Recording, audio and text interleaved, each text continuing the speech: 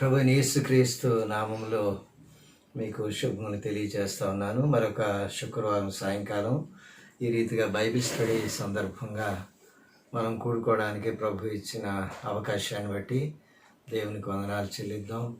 మనం అందరం కలిసి ఏకముగా కూడి మందిరంలోనికి రావడానికి అవకాశం లేకపోయినా ప్రతి గృహాన్ని ఒక మందిరంగా మరల్చుకొని ఆయన సన్నిధిలో కూర్చొని మనం కనిపెట్టగలిగిన ధన్యత, ఆయన లేఖనాన్ని మన దగ్గర ఉంచుకొని ఆయన వైపు చూడగలిగిన ఈ ఫెసిలిటీని బట్టి దేవునికి వందనాలు చెల్లించాలి.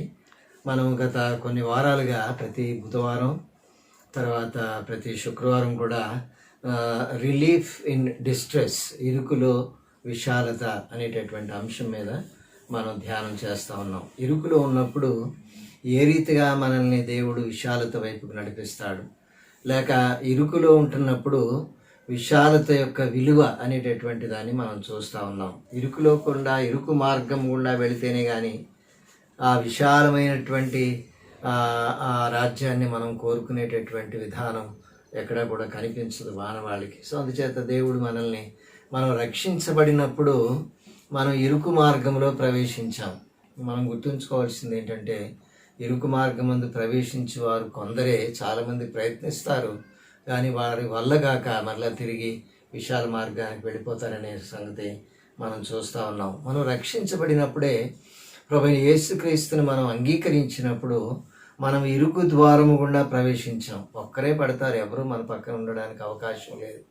ఆ ద్వారం ఇరుకు, సంకుచితము అనే మాటలు మనం పరిశుద్ధ లేఖనంలో చూస్తూ ఉన్నాం. కానీ ప్రవేశించినప్పుడు మన అంతరంగమందు, హృదయమందు విశాలత అనేటటువంటిది దేవుడు మనకు అనుగ్రహిస్తాడు. తన వాక్యం యొక్క విశాలత, వాక్యంలోకి వెళ్ళినప్పుడు ఎంత విశాలమైనటువంటి విశ్వంలో మనం ఉన్నామో, ఎంత విశాలమైనటువంటి దృక్పథంతో మనం నడుచుకోవాలో ఇవన్నీ కూడా మనం నేర్చుకుంటా ఉన్నాం.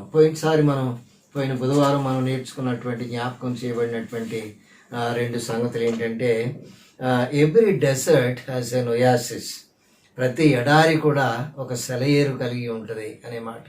లేక ప్రతి ఎడారిలో మనం నడుచుకుంటూ వెళ్తూ ఉంటే ఒక నీటి బుగ్గను మనం కనుక్కుంటాం అనేటటువంటి అంశం మీద మనం ధ్యానం చేసాం. పిల్లలు మనం ఆ రోజు నేర్చుకున్నటువంటి పాఠం ఏంటంటే, ఆ రోజు మనం నేర్చుకున్నటువంటిది మన యొక్క ఫిర్యాదు, our complaint is followed by faith.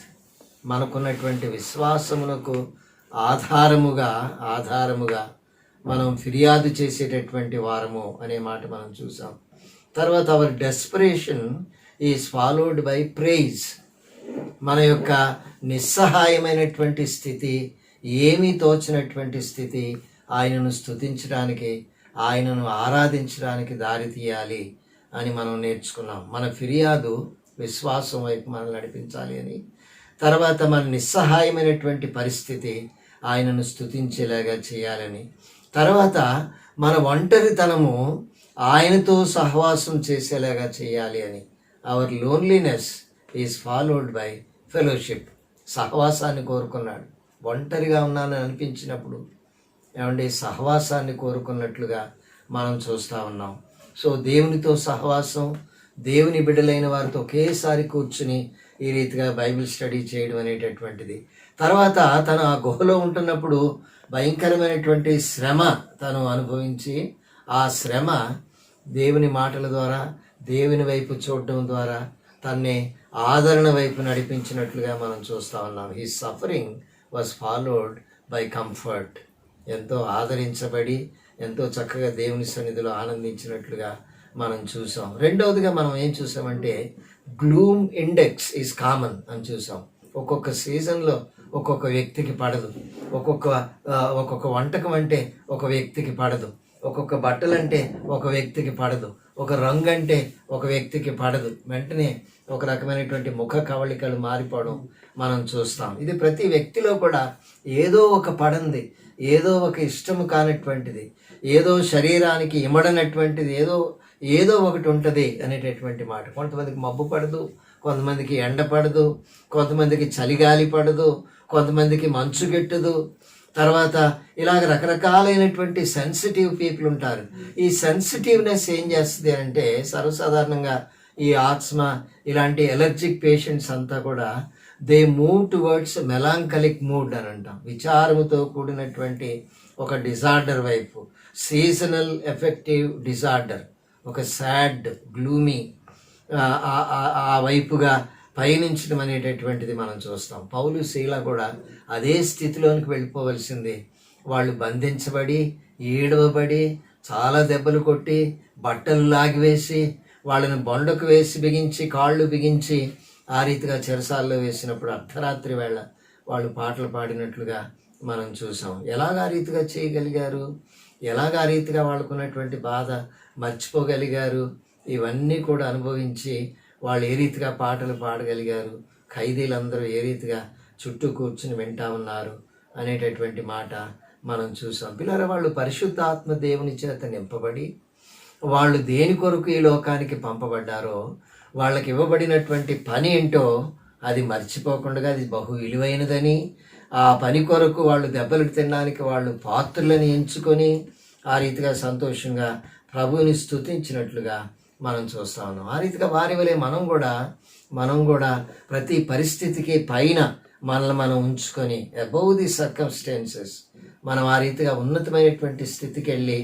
మనం కూడా ఆ రీతిగా ఉండాల్సిన వారంగా ఉంటున్నాం అనే సంగతి మనం జ్ఞాపకం చేసుకున్నాం. తర్వాత మనం నేర్చుకున్నటువంటి పాఠం ఏంటంటే, దేవుడు మనల్ని కొన్నిసార్లు ఆయన వెలుగు వైపు నడిపించడానికి చీకటి గుండగా నడిపిస్తాడు. వెలుగులోనికి తీసుకొని వెళ్ళి వెలుగు యొక్క విలువను గ్రహించడానికి చీకటి గుండా తీసుకొని వెళ్తాడు.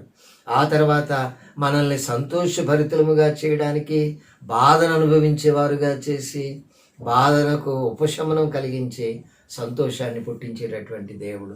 వ్యాధి కలుగ చేసి స్వస్థపరిచి ఆయన తాను మహిమపరుచుకునేటటువంటి దేవుడు అనే మాట మనం చూసాం.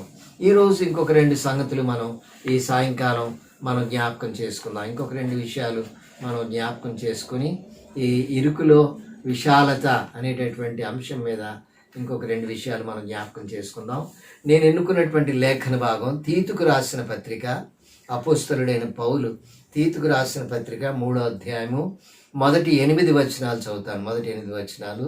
మీలో కొంతమంది బైబిల్ తీసుకుని శ్రద్ధగా కూర్చున్నారు. మీరు కూడా గట్టిగా చదవండి నాతో పాటు. దేవుడు తప్పకుండా చదువుతున్నప్పుడే ప్రభు మనతో పరిశుద్ధాత్మ దేవుడు మాట్లాడతాడు. 3వ అధ్యాయం తీతుకు రాసిన పత్రిక 3వ అధ్యాయము మొదటి 8 వచనాలు చదువుతున్నాను. అధిపతులకును అధికారులకును లోబడి విధేయులుగా ఉండవలెననియు, ప్రతి సత్కార్యము చేయుటకు సిద్ధపడి ఉండవలెననియు, మనుషులందరి ఎడల సంపూర్ణమైన సాత్వికమును కనుపరుచుచు, ఎవరిని దూషింపక జగడమాడని వారును శాంతులునై ఉండవలెననియు వారికి జ్ఞాపకము చేయము.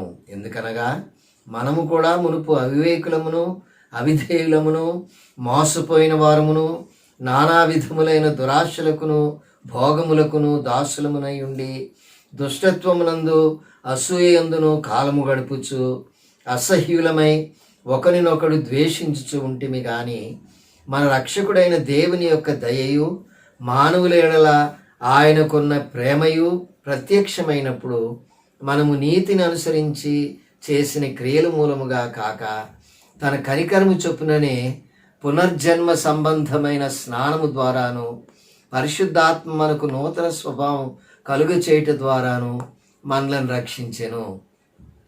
మనం ఆయన కృప వలన నీతిమంతులమని తీర్చబడి నిత్య జీవమును గూర్చిన నిరీక్షణను బట్టి దానికి వారసులమగుటకై ఆ పరిశుద్ధాత్మను మన రక్షకుడైన యేసు క్రీస్తు ద్వారా మనం ఆయన మన మీద సమృద్ధిగా కుమ్మరించెను.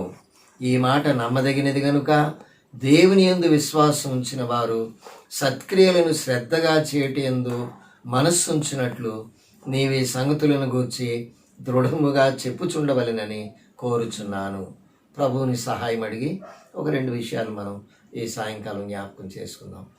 పరిశుద్ధమైనటువంటి మా ప్రియ ప్రభువా, మహోన్నతుడా, గొప్ప దేవుడా, మీకు స్తోత్రాలు, స్తుతులు, వందనాలు.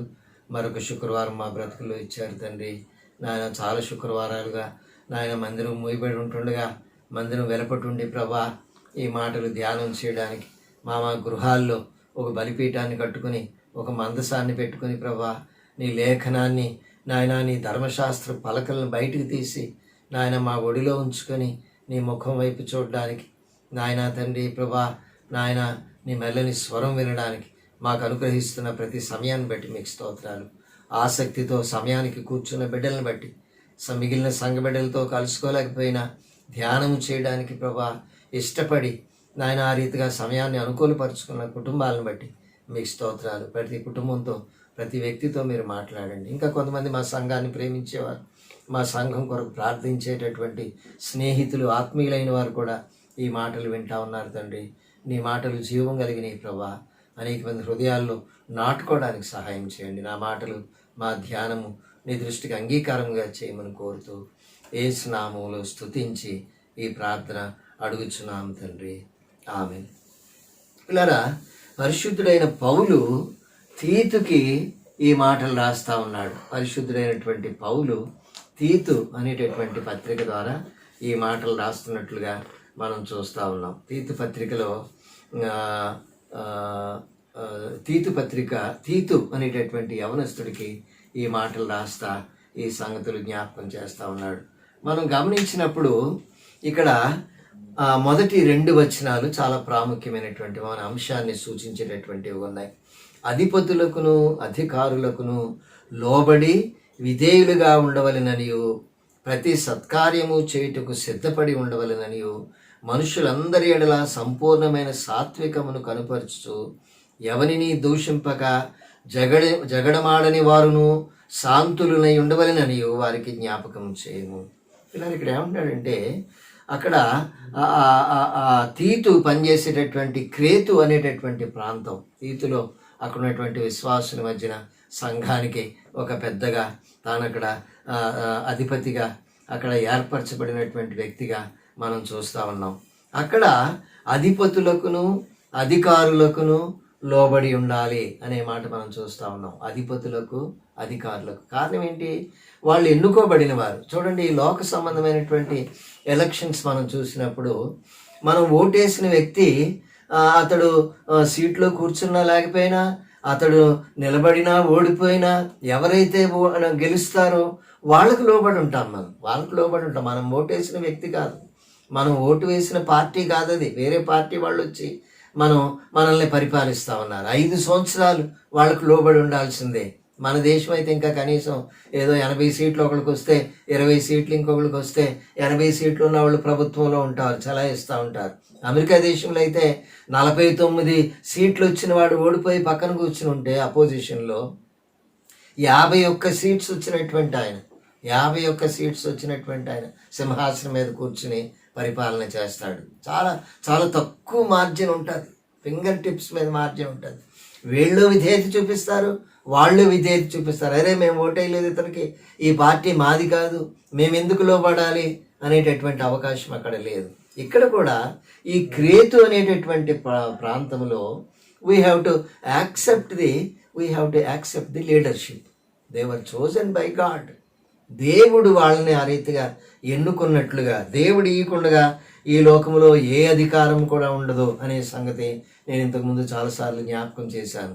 దేవుడు అనుగ్రహిస్తే తప్ప ఏ అధికారం కూడా మనుషులకి ఉండదనే సంగతి మనం మర్చిపోకూడదు. ఆ తర్వాత మనం ఎన్నుకున్నటువంటి, మనం ఓటేసిన వాళ్ళు గెలిస్తే మనం సంతోషిస్తాం, లేకపోతే దుఃఖపడతాం. But still we have to obey and we have to submit. 2 మాటలు అక్కడ కనబడతా ఉన్నాయి. లోబడి ఉండాలి, విధేయులుగా ఉండాలి. We must submit to their authority and we must obey to their rules. వాళ్ళు ఇచ్చినటువంటి నియమ నిబంధనలకు మనం లోబడి ఉండాలి, వాళ్ళకి విధేయులముగా మనం ఉండాల్సి ఉంది. We need to submit to the government అనే మాట మనం చూస్తూ ఉన్నాం. మనం పిల్లలు ఈ లోకస్తులే ఆ రీతిగా చేస్తే, ఈ లోకస్తులే అన్యాయస్తులైనటువంటి అధికారులకు లోబడినట్లుగా మనం చూస్తే, విధేయత చూపించినట్లుగా మనం చూస్తే, వీ మస్ట్ గో బియాండ్. అంతకంటే ఎక్కువైనటువంటి వారముగా మనం ఉండాలి. కేవలం లోబడి విధేయులముగా ఉండడం మాత్రమే కాదు, అందరూ బయట వాళ్ళు కూడా చేస్తారు, తప్పదు. 5 సంవత్సరాలు వాళ్ళకు లోబడి విధేయులుగా ఉండాల్సిందే. కానీ అంతకంటే ఎక్కువైనటువంటిది ఏంటంటే ఇక్కడ చెప్తా ఉన్నాడు, మొదటి 2 వచనాలు తెలుగులో కలిసి ఉన్నాయి. ప్రతి సత్కార్యము చేయుటకు సిద్ధపడి ఉండవలెను. ఇదేంటి, మన పార్టీ కాదు కదా, మన మనిషి కాదు కదా, మనం ఎన్నుకున్నవాడు కాదు కదా, మనోళ్ళు వచ్చినప్పుడు మన పార్టీ వచ్చినప్పుడు చేద్దాంలే కాదు. విశ్వాసులు we must go beyond, a step further, not only obey and submit, but we should be doing good whether win or lose. మనం గెలిచినా గెలవకపోయినా, మన వ్యక్తి కుర్చీలో ఉన్నా లేకపోయినా, మనం మంచి చేయడం అనేటటువంటిది చాలా ప్రాముఖ్యమైనటువంటి సంగతి. మనం ఆ రీతిగా మంచి చేసేటటువంటి వారంగా మనం ఉండాలి. ఆ ఎన్నుకోబడినటువంటి వ్యక్తిని గురించి ఏ విధమైనటువంటి, ఇక్కడ ఏముందంటే ఏమండి, మనుష్యులందరి ఎడల సంపూర్ణమైన సాత్వికమును కనపరచు. ఏమండి, we should be gentle. Christians are the most gentle people on the face of the earth. మన బిహేవియర్, మన ప్రవర్తన అనేటటువంటిది సాత్వికముతో కూడా ఉండాలి. ఏమండి, సాత్వికులు ధన్యులు, వారు భూలోకమును స్వతంత్రించుకుందరనే మాట ధన్యతల్లో మత్తయి సువార్త 5వ అధ్యాయంలో మనం చూస్తాం. భూమి మీద మిక్కిలి సాత్వికుడు, the most gentlemen ever lived on the face of the earth was మోషే. అందుకని 20 లక్షల కాల్బలానికి అతను నాయకుడు అవ్వగలిగాడు. పాలు తేనెలు ప్రవహించే దేశం వైపు 20 లక్షల మందిని అరణ్యం నుంచి, ఎడారిలోంచి తీసుకొని వెళ్ళగలిగాడు. సో అందుచేత పిల్లలు మనం గమనించాల్సింది ఏంటంటే, మనము మనుష్యులందరి ఎడల సంపూర్ణమైన సాత్వికమును కనపరచు. ఏమండి, యేసు ప్రభు the most gentle man ever lived on the face of the earth. ఎంత జెంటిల్ అంటే ఆయన బలవంతంగా మన జీవితంలోకి ప్రవేశించడు, బలవంతంగా మన హృదయంలోకి వచ్చి కూర్చోడు. మనం ఆహ్వానిస్తే ఇదిగో నేను తలుపు వద్ద నిలిచుండి తట్టుచున్నాననే మాట మనం చూస్తాం. సో సాత్వికము కలిగి ఉండాలి. ఎవరిని దూషించకూడదు. మన వ్యక్తి కాదని, మన క్యాండిడేట్ కాదని, మన పార్టీ కాదని దూషించకూడదు. ఆ తర్వాత జగడమాడని వారును శాంతులునై ఉండవలెను. శాంతము కలిగి ఉండాలి. ఏమండి, జగడం అనేటటువంటిది పని చేయకూడదు. తర్వాత వారికి జ్ఞాపకం చేయము. ఎందుకని ఒకప్పుడు ఇవన్నీ చేసాం. మునుపు మనము అవివేకులమును, అవిధేయులమును, మోసపోయిన వారమును, దురాశలకును, భోగములకును దాసులునై ఉండి దుష్టత్వమునందు, అసూయందును కాలము గడుపుచు. ఏమంటే, ఒకప్పుడు మోసపోయిన వారం, ఒకప్పుడు ఈ విషయాల్లో కాలం గడుపుతూ ఉన్నవాళ్ళం. ఆ తర్వాత ఒకప్పుడు మనం ఈ లోక సంబంధమైనటువంటి వాటికి దాసులమై ఉండి, తర్వాత అసహ్యులమై ఒకరినొకడు ద్వేషించుచూ ఉంటిమి. ఇప్పుడు మనం ఎవరిని కూడా దూషింపక, ఎవరిని కూడా ద్వేషింపక, మనం మంచి చేస్తూ, మనం గెలిచినా గెలవకపోయినా, మన క్యాండిడేట్ ఉన్నా ఉండకపోయినా, మనం అనుకున్న వాళ్ళు పరిపాలనలో నాయకత్వంలో ఉన్నా ఉండకపోయినా, మనం మంచి చేసే వాళ్ళముగా ఉండాలి. పరిస్థితులు అనుకూలించినా అనుకూలించకపోయినా, లాక్డౌన్లోకి వెళ్ళిపోయినా, క్వారంటైన్లోకి వెళ్ళిపోయినా, మనం we must be doing good. మనం సత్కార్యము చేసేటటువంటి వారముగా ఉండాలి అనేది చాలా ప్రాముఖ్యమైన సంగతి. మంచి చేయాలి అనే మాట ఇక్కడ మొదటి 2 వచనాల్లో చెప్తా ఉన్నాడు. మొదటి వచనంలో ప్రతి సత్కార్యము చేయుటకు సిద్ధపడి ఉండాలని, 8వ వచనంలో ఈ మాట నమ్మదగినది గనుక దేవుని యందు విశ్వాసం ఉంచిన వారు సత్క్రియలను శ్రద్ధగా చేయుట యందు మనస్సుంచినట్లు నీవు ఈ సంగతులను గురించి దృఢముగా చెప్పుకొని చుండవలెనని కోరుచున్నాను. ప్రతి సత్కార్యము చేయుటకు సిద్ధపడి ఉండాలి. తర్వాత సత్క్రియలు శ్రద్ధగా చేయుటకు మనం ఆ రీతిగా ఉండాల్సిన వారముగా ఉన్నాం. సత్క్రియలు శ్రద్ధగా చేసేటటువంటి వారముగా మనం ఉండాలి. తర్వాత 14వ వచనంలో మన వారును నిష్ఫలులు కాకుండా నిమిత్తము అవసరమును బట్టి సమయోచితముగా సత్క్రియలను శ్రద్ధగా చేయుటకు నేర్చుకొనవలెను. ఈ పత్రిక 3వ అధ్యాయం 15 వచనాల్లో 3 సార్లు ఈ మాటలు చెప్తా ఉన్నాడు. ఏమంటే, సత్కార్యము చేయుటకు సిద్ధపడి ఉండాలి, సత్క్రియలు శ్రద్ధగా చేయాలి. ఆ తర్వాత మళ్ళా 14వ వచనంలో సమయోచితముగా సత్క్రియలను అవసరాన్ని బట్టి శ్రద్ధగా చేయాలి అని 3 సార్లు హెచ్చరిస్తా ఉన్నాడు. సో అందుచేత మనం విసుకక, అలయక, దూషింపక, ఒకప్పుడు ఈ రీతిగా మనం ఉన్నాం, ఒకప్పుడు ఈ రీతిగా కాలం గడుపుతా ఉన్నాం. కానీ 4-5 వచనాలు ఏమంటాడంటే, మన రక్షకుడైన దేవుని యొక్క దయ, తర్వాత 5వ వచనంలో అదే 4వ వచనంలోనే ఆయన ప్రేమ, ఆయనకున్న ప్రేమ, 5వ వచనంలో ఆయనకున్నటువంటి కనికరము, ఏమండి మనకి ఈ నూతన స్వభావాన్ని కలుగు చేసి మనకి గొప్ప రక్షణను అనుగ్రహించి ఈ నూతనమైనటువంటి స్వభావాన్ని మనకు కలుగు చేసినట్లుగా 5వ వచనంలో మనం చూస్తూ ఉన్నాం. నూతనమైన స్వభావాన్ని ఇచ్చాడు, మనల్ని నీతిమంతులుగా తీర్చాడు, నిత్య జీవితానికి వారసులుగా చేశాడు. ఎంత ఆశ్చర్యం అండి! It is only his love, it is only his mercy and it is only his grace. ఆయన కృప, ఆయన కనికరము, ఆయన ప్రేమ, ఆయన దయ మనకి నూతన స్వభావాన్ని, మనల్ని నీతిమంతులుగా తీర్చడానికి, నిత్య జీవితాన్ని మనకు అనుగ్రహించడానికి, ఆ విషయాన్ని దృఢపరచడానికి పరిశుద్ధాత్మ దేవుని మన మీద సమృద్ధిగా కుమ్మరించాడు. పరిశుద్ధాత్మ దేవుడు మనల్ని సర్వసత్యంలోనికి నడిపించినట్లుగా మనం చూస్తూ ఉన్నాం. పిల్లలు, మనం గమనించాల్సింది ఏంటంటే మన విలువలకి వాళ్ళ విలువలకి వ్యత్యాసం ఉండొచ్చు. ఈ లోకంలో పరిపాలించేటటువంటి వారు, ఈ లోకంలో లాక్డౌన్ విధించిన వారు మనకి ఇష్టమైన పార్టీ కాకపోవచ్చు, మనం ఓటు వేసిన పార్టీ కాకపోవచ్చు, మనం ఎన్నుకున్నటువంటి క్యాండిడేట్ కాకపోవచ్చు. కానీ మనం వాళ్ళకి we may disagree with their standards. వాళ్ళకున్నటువంటి అలవాట్లు, వాళ్ళు తీసుకున్నటువంటి నిర్ణయాలకు మనం అంగీకరించకపోవచ్చు. కానీ మనం అధికారులకు లోబడి విధేయులముగా ఉండి సత్క్రియలను శ్రద్ధగా చేసేటటువంటి వారముగా ఉండాలి. ఏమండి, ప్రభువైన యేసుక్రీస్తు ఆయన ఈ లోకంలో ఉన్నప్పుడు ఆయన మంచి చేస్తే ఈ లోకంలో తిరిగాడు అని ఉంటుంది. ఏమండి, like Christ who went about doing good. ఆయన ఎక్కడికి వెళ్తే అక్కడ మంచి చేశాడు. ఈ లోకంలో ఆయన వ్యతిరేకించారు, ఆయన తీసుకుని వెళ్ళి చివరికి సిలువేసినట్లుగా చూసాం. కానీ వాళ్లకు ఆయన మంచి చేశాడు. ఆయన చేయగలిగిన సహాయం చేసి ఈ లోకంలో తన పరిచర్యను, తనకు అప్పగించబడిన పనిని ముగించినట్లుగా మనం చూస్తూ ఉన్నాం. పిల్లలు, మనం గమనించాల్సింది ఏంటంటే, ఒక ఆయన అంటాడు, Christians can be constructive if we refuse to be destructive. ఏమండి, మనం పాడు చేసే వాళ్ళంగా ఉండకపోతే మనం కట్టేటటువంటి వారంగా ఉంటాం. We can be constructive if we refuse to be destructive. పాడు చేసే వాళ్ళంగా మనం ఉండకూడదు.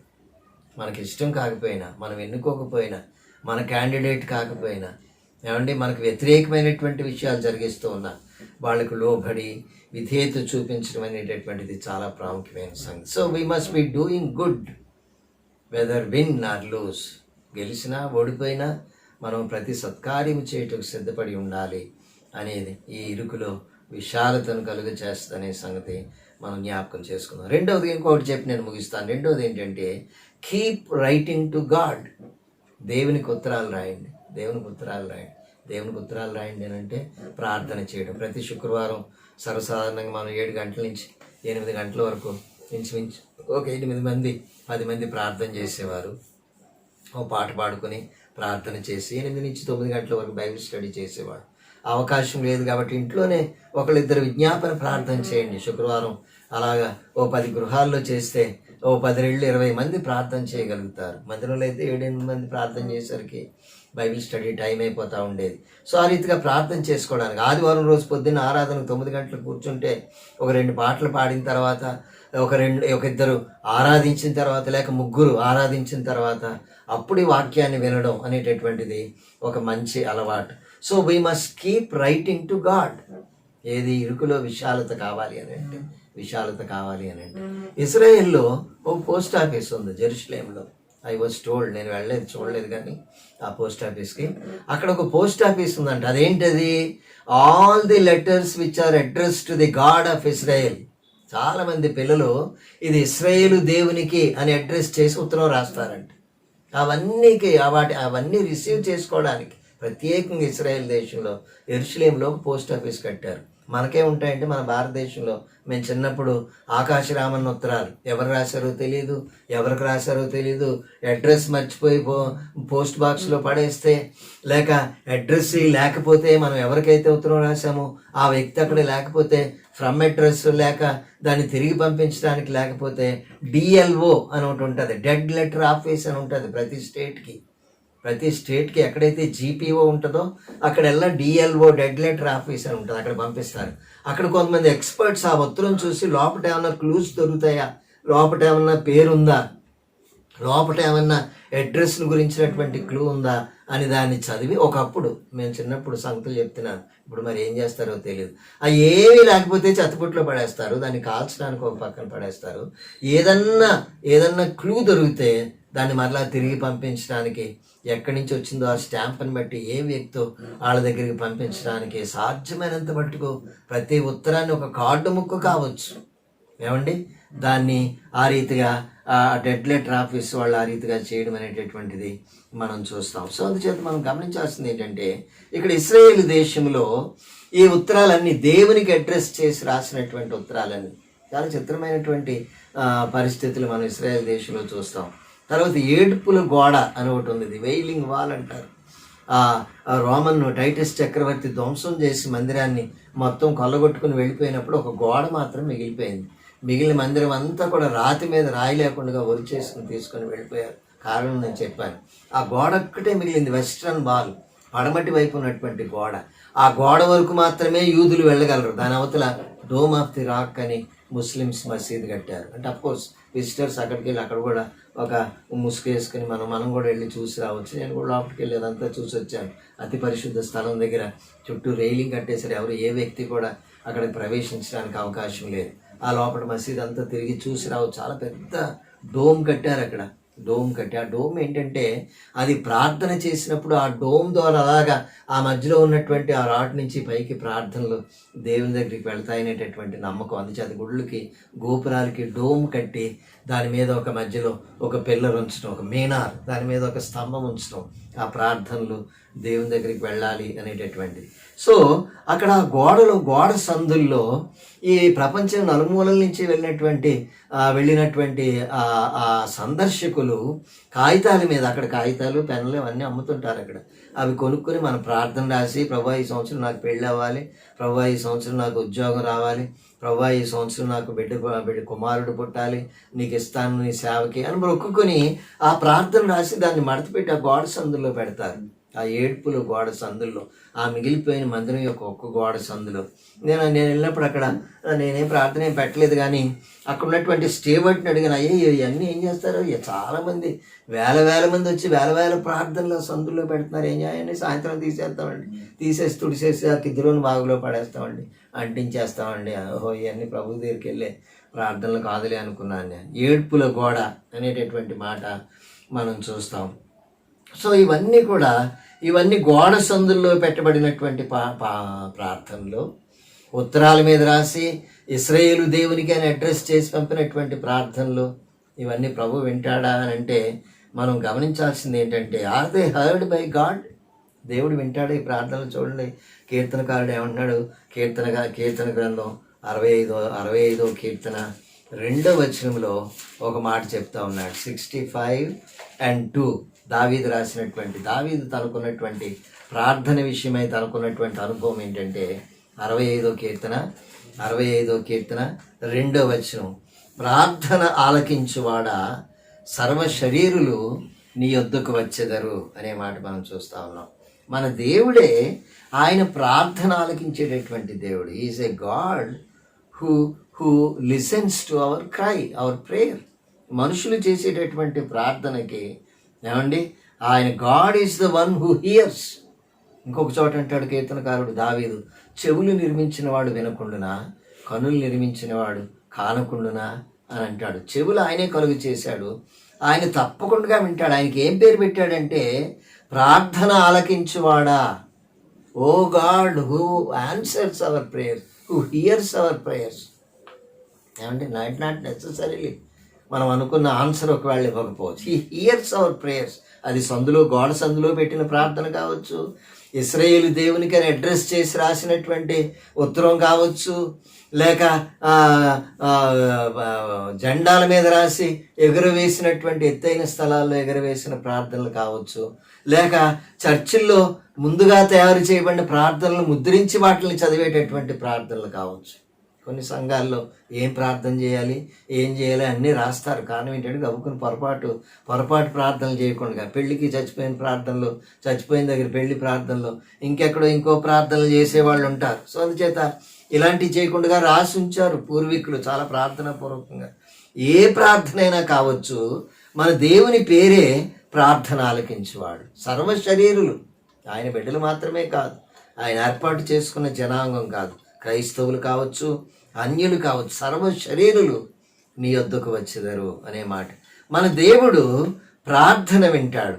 అది సైలెంట్గా నెమ్మదిగా ఏదో పెదవులు కదులుతా చేసే ప్రార్థన కావచ్చు, హృదయాంతరంగంలో చేసుకున్నటువంటి ప్రార్థన కావచ్చు, కాగితం మీద రాసిన ప్రార్థన కావచ్చు, లేక గట్టిగా చేసినటువంటి ప్రార్థన కావచ్చు, బిగ్గరగా వీధి మూలల్లో చేసినటువంటి ప్రార్థన కావచ్చు. ఏమండి, మనం గమనించాల్సింది ఏంటంటే సర్వసాధారణంగా 2 రకాల ప్రార్థనకి జవాబులు మనం చూస్తాం. కొన్నిసార్లు మనం స్వార్థం కొరకు అడిగేటటువంటి వారముగా ఉంటాం. యాకోబు రాసిన పత్రిక 4వ అధ్యాయం 3వ వచనంలో సెల్ఫ్ సర్వింగ్, ఏదో మన అవసరాల కోసం మన కొరకు రాసేటటువంటి చేసుకునేటటువంటి ప్రార్థనలు. తర్వాత సిన్ బ్లాకింగ్ ప్రేయర్స్, కీర్తన 66:18వ వచనంలో ఒక మాట మనం చూస్తాం. నా హృదయములో నేను పాపమును లక్ష్యము చేసిన ఎడల ప్రభువు నా మనవి వినకపోవును. ఏమండి, sin blocking prayers, self serving prayers. ఏమండి, స్వార్థముతో కూడినటువంటి ప్రార్థనలు, మన కోసం మన లిస్ట్ వేసుకుని ప్రభు దగ్గర కూర్చోవడం అనేటటువంటి. పిల్లలు మనం గమనించాల్సింది ఏంటంటే మనకున్నటువంటి లోతైనటువంటి అవసరత ఆయన ఎరిగిన దేవుడు. He knows the deepest need, our deepest need. మనకు లోతుగా అంతరంగంలో ఏది కావాలో ఆయనకు తెలుసు అనే మాట మనం జ్ఞాపకం చేసుకోవాలి. ఒక ఆయన అంటాడు, God gives us the joy of his presence in prayer. ప్రార్థన చేసినప్పుడు మనం ఒకవేళ ప్రార్థనకు మనం అడిగిన విధానంలో జవాబు రాకపోవచ్చు, కానీ ఆయన సన్నిధిలో గడిపినటువంటి సంతోషము మన హృదయంలో దయచేసేటటువంటి దేవుడు. He gives us the joy of his presence in prayer. ప్రార్థనలో ఆయనతో గడిపినటువంటి సంతోషం. జవాబు రాకపోయినా, అందుకని ఇక్కడ ప్రార్థనకు జవాబు దయచేయవాడా అనలా దావీదు. ప్రార్థన ఆలకించిన ప్రార్థన విన్నాడంతే, నా మనం విన్నాడు, చేసినా చేయకపోయినా ఆయన ఇష్టం అనేటటువంటి సందర్భం మనం అక్కడ చూస్తూ ఉన్నాం. ఆ తర్వాత మనం గమనించాల్సింది ఏంటంటే ఆయన మహా అనంతమైనటువంటి జ్ఞానమును బట్టి ఏమండి దేవుడు ఆలకించేటటువంటి దేవుడు. In his wisdom he hears our prayer. ఏమండి, he hears our prayer. In his wisdom he hears our prayer. ఆయన జ్ఞానాన్ని బట్టి, ఆయనకున్నటువంటి అవగాహన బట్టి, ఆయన ఎరిగినటువంటి పరిస్థితులను బట్టి మన ప్రార్థన ఆలకించేటటువంటి దేవుడు. ఆ తర్వాత ఆయనకున్నటువంటి కృపను బట్టి ఏమండి ఆయన మనకి క్షమాపణ అనుగ్రహించేటటువంటి దేవుడు. ఒకవేళ కానీ అడిగిన, స్వార్థం కోసం అడిగిన, పాపము చేత మన ప్రార్థన ఆటంకపరచబడిన, in his grace he offers forgiveness. ఒకవేళ మనం కానీ అడిగిన, అవి ఇవ్వకపోయినా మనల్ని శిక్షించడం, మనల్ని క్షమించేటటువంటి దేవుడు. In his wisdom he hears, in his grace he offers forgiveness, in his love he guides us to the abundant life. ఆయనకున్నటువంటి అమితమైనటువంటి ప్రేమ చేత నిత్య జీవితం వైపు మనల్ని ఆయన తన ప్రియకుమారుని ద్వారా నడిపించేటటువంటి దేవుడు. Through his son he leads us to the abundant life, the ever lasting life. నిత్య జీవితం వైపు మనల్ని నడిపించేటటువంటి దేవుడు. సో అందుచేత మనం గమనించాల్సింది ఏంటంటే మన మాటల కంటే కూడా అతీతముగా ఆయన ఆలకించేటటువంటి దేవుడు. God hears more than our words. కారణం ఏంటి? మన భాష పరిమితమైంది, మన మాటలు పరిమితమైనవి, మనకున్నటువంటి బాధ ఎక్స్ప్రెస్ చేయలేము. కన్నీళ్ళు కారుస్తాం, కొన్నిసార్లు ఏడుస్తారు, ఏం చెప్పుకోరు. కొంతమంది మా మందిరంలో వచ్చి కాళ్ళ మీద పడి ఏడుస్తారు. ఏంటమ్మా అంటే చెప్పరు. But God hears more than our words. ఎందుకంటే మనం ఏంటో ఆయనకు బాగా తెలుసు, మన తలంపులు ఏంటో ఆయనకు తెలుసు, మాట నోట రాకముందే ఆయనకు తెలుసు, మన ఆలోచన విధానం, తలంపు మన హృదయంలో పుట్టకముందే ఆయన ఎరిగినవాడు. అడుగు వేయకముందే నువ్వు ఎక్కడికి వెళ్తావో తెలుసు, ఏం చేస్తావో తెలుసు ఆయనకి. ఆయన జ్ఞానాన్ని బట్టి ఆయన మన మాటల కంటే కూడా చాలా లోతుగా మన ప్రార్థన ఆలకించేటటువంటి దేవుడు. తర్వాత మన హృదయం యొక్క స్పందన ఆయన వినగలడు. He listens to the beat of our heart. మనం ప్రార్థన చేసేటప్పుడు మన హృదయ స్పందన ఏంటి, మన హృదయంలో ఉన్నటువంటి ఆవేదన ఏంటి? ఒక డాక్టర్ స్టెథోస్కోప్ పెడితే దొరకదు, అది 3D ఎకోగ్రామ్లోకి వెళ్ళి గుండె పరీక్ష చేయించుకుంటే కనపడేది కాదు. ఏదో స్కాన్ చేయించుకుంటే, ఎంఆర్ఐ తీసుకుంటే గుండెలో వచ్చేటటువంటిది కాదు. అది ఆ చప్పుడు ఆయన వినగలడు. మన హృదయంలో ఉన్నటువంటి వేదన, మన హృదయంలో ఉన్నటువంటి బాధ ఈ లోకంలో ఏ మెషిన్ కూడా చూపించలేదు. ఏ ఎక్స్రే కూడా, ఏ సిటీ స్కాన్ కూడా తీయలేనటువంటిది ప్రభువు వినగలుగుతాడు. He listens to our heart and he hears beyond our words. మన మాటలకు అతీతముగా ఆయన వినగలిగిన దేవుడు. మన హృదయం యొక్క స్పందన ఆయన వినగలిగినటువంటి దేవుడు. సో అందుచేత మనం we must keep writing to God. దేవునికి ఉత్తరాలు రాస్తూనే ఉండాలి, జవాబు వచ్చినా రాకపోయినా. ప్రతి ఉదయం మనం ఆయన మొరపెట్టాలి, ప్రతి సాయంకాలం మొరపెట్టాలి, ప్రతి శుక్రవారం సాయంకాలం విజ్ఞాపన ప్రార్థనలో మనం ఆయనకు మొరపెట్టేటటువంటి వారంగా ఈ లాక్డౌన్ టైంలో ఉండడానికి, ఇరుకులో నుంచి విశాలత వైపు మనల్ని నడిపించడానికి ప్రభువు సహాయం చేయాలి. ఈరోజు నేర్చుకున్న సంగతి ఏంటంటే, మొదటిది, whether we win or lose, మనము సత్క్రియ చేసే వారముగా ఉండాలి. We must be doing good. సత్క్రియలను శ్రద్ధగా చేసేటటువంటి వారముగా ఉండాలి. మన వ్యక్తి అయినా కాకపోయినా, మన వాళ్ళైనా కాకపోయినా, మనకు సంబంధించిన వాళ్ళైనా కాకపోయినా, మన విశ్వాస గృహానికి చెందిన వాళ్ళైనా కాకపోయినా, మనం సత్క్రియలను చేసేటటువంటి వారముగా ఉండాలి. ప్రభు ఒక దినాన్ని మనకు తగిన ప్రతిఫలం అనుగ్రహించేటటువంటి దేవుడు. ఆ తర్వాత కారణం ఏంటంటే, మన ప్రభువు చేశాడు కాబట్టి. రెండవదిగా, we need to keep writing to God. మన ప్రభుతో చెప్పుకోవాలి. ఆయన మన మాటలకు అతీతముగా వినగలిగినటువంటి దేవుడు. మన హృదయంలో ఉన్నటువంటి వేదన, ఆవేదన చూడగలిగినటువంటి దేవుడు. తగిన ఆదరణ, తగిన జవాబు ఆయన సమయంలో, ఆయన విధానంలో, ఆయన పద్ధతి చొప్పున సంపూర్ణంగా అనుగ్రహించేటటువంటి దేవుడు కాబట్టి ఆయన వైపు తిరిగి మనం మొరపెడదాం. ప్రార్థనా పరులుగా ఉండిపోదాం. ఇంకెంతకాలం ఈ రీతిగా ఇది కొనసాగుతుందో మనకు తెలియదు. మనం ఆయన వైపు చూసి ఆయన కొరకు జీవించడానికి పరిశుద్ధాత్మ దేవుడు మనకు సహాయం చేయనుగాక. ప్రార్థన ఆశీర్వాదంతో మనం ఈ సాయంకాలం బైబిల్ స్టడీని క్లోజ్ చేసుకుందాం. పరిశుద్ధమైనటువంటి మా ప్రియ ప్రభువా, మహోన్నతుడా, గొప్ప దేవుడా, మీకు స్తోత్రాలు, స్తుతులు, వందనాలు తండ్రి. నాయన, ఈ రీతిగా రికార్డ్ చేసి మెసేజ్లు ప్రతి శుక్రవారం, ప్రతి బుధవారం, ప్రతి ఆదివారం ప్రభా మేము వినగలిగిన గొప్ప భాగ్యాన్ని బట్టి మీకు స్తోత్రాలు, వందనాలు ప్రభా. కొన్ని కారణాలను బట్టి, పరిస్థితులను బట్టి, నాయన ఆర్థిక పరంగా ఇంకా కొన్ని ఇబ్బందులను బట్టి మేము లైవ్లోకి వెళ్ళలేకపోయాం తండ్రి. లైవ్లో కూడా చాలామంది కూర్చుండలేరు కాబట్టి, చాలామందికి ఫెసిలిటీ లేదు కాబట్టి ప్రభా, చాలామంది విశ్వాసులు ఊరు వదిలి వెళ్ళిపోయారు. ఎక్కడెక్కడో వాళ్ళ ఊళ్ళకి వెళ్ళిపోయినటువంటి సందర్భం, సంఘం చెదిరిపోయి ఉంది ప్రభా. కొద్దిమంది ఈ రీతిగా సమయానికి నాయన నీ సన్నిధిలో కూర్చోగలిగిన భాగ్యాన్ని బట్టి మీకు స్తోత్రాలు, వందనాలు తండ్రి. నాయన, ఇరుకులో విశాలత అనే అంశం మీద మీరు మాతో మాట్లాడుతున్న విధానాన్ని బట్టి మీకు స్తోత్రాలు, వందనాలు ప్రభా. ఈరోజు మరి నూతనంగా నాయన తండ్రి, మేము మంచి చేసే వారముగా ఉండాలి. మేము గెలిచినా గెలవకపోయినా, మా వ్యక్తి, మేము అనుకున్నటువంటి పార్టీ, మేము అనుకున్నటువంటి వ్యక్తి గెలిచినా గెలవకపోయినా సత్క్రియలు చేయటందు ఆసక్తి కలిగిన వారంగా ఉండాలి. శ్రద్ధగా రీతిగా చేయాలని, ఎవరికైనా మనం సహాయకరంగా ఉండాలి, మంచి చేస్తూ ఉండాలని మీరు మాకు జ్ఞాపకం చేశారు ప్రభా. ఆ రీతిగా చాలామంది చేస్తూ ఉన్నవారు నాయన, ఈ డిస్ట్రిబ్యూషన్ విషయంలో ఇంకా రకరకాలుగా సహాయపడుతూ ఉన్నవారు, వారికి తగిన సహాయం అనుగ్రహించండి ప్రభా. కొంతమంది తప్పని పరిస్థితుల్లో నాయన ఉద్యోగాలకు వెళుతూ ఉన్నారు, వారిని కూడా మీరు ఆశీర్వదించండి ప్రభా. మీకు స్తోత్రాలు, వందనాలు నాయన. కొంతమంది ఆఫీస్కి వెళ్ళిపోతూ ఉన్నారు, పిల్లలను జ్ఞాపకం చేసుకోండి. పిల్లలకి అకాడమిక్ ఇయర్ డిలే అయిపోతుంది ప్రభా. గత సంవత్సరం అంతా చదివారు, పరీక్షలు రాయడానికి లేదు, మీరు కనికరించి జ్ఞాపకం చేసుకోండి. మందిరాలు మూయబడ్డాయి ప్రభా. గత కొన్ని వారాలుగా మేము బైబిల్ స్టడీ కలుసుకోవడానికి లేదు నాయన, మీరు కనికరించండి, కృప చూపించండి ప్రభా. తగిన ద్వారం తెరవండి తండ్రి. మీకు అసాధ్యమైనది ఏం లేదు ప్రభా. సంఘం మీద తండ్రి, మీ స్వరక్తమిచ్చి సంపాదించిన సంఘం ప్రభా. ఈ భూమి మీద మిక్కిలి విలువైనటువంటి సంఘం తండ్రి. అయినా లోకంలో ఉన్నాం కాబట్టి, శరీరంలో ఉన్నాం కాబట్టి నాయన, మేము జాగ్రత్త కలిగి ఉండడం అనేది చాలా అవసరమైన సంగతి ప్రభా.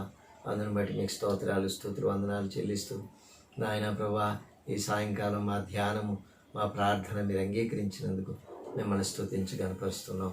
అదే సమయంలో ప్రభా, మేము నీతో చెప్పుకునే వాళ్ళంగా నాయన, నీవు ప్రార్థన ఆలకించే దేవుడు కాబట్టి నీ దగ్గరికి వస్తున్నాం ప్రభా. విశ్వాసులు జ్ఞాపకం చేసుకోండి, బలహీనని జ్ఞాపకం చేసుకోండి.